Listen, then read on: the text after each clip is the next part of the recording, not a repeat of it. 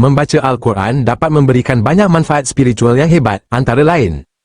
Manfaat spiritual 1. Meningkatkan keimanan. Membaca Al-Quran dapat meningkatkan keimanan dan keyakinan kita terhadap Allah Subhanahu Wa Taala.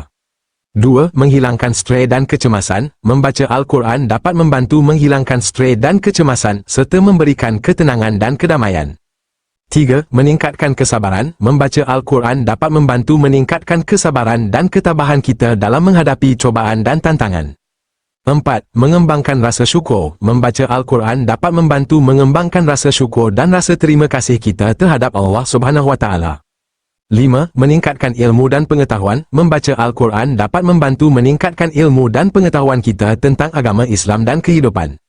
Manfaat energi spiritual 1. Meningkatkan energi positif. Membaca Al-Quran dapat membantu meningkatkan energi positif dan menghilangkan energi negatif.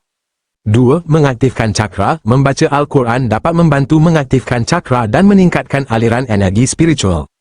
3. Meningkatkan kesadaran spiritual. Membaca Al-Quran dapat membantu meningkatkan kesadaran spiritual dan mengembangkan rasa hubungan dengan Allah Subhanahu Wa Taala.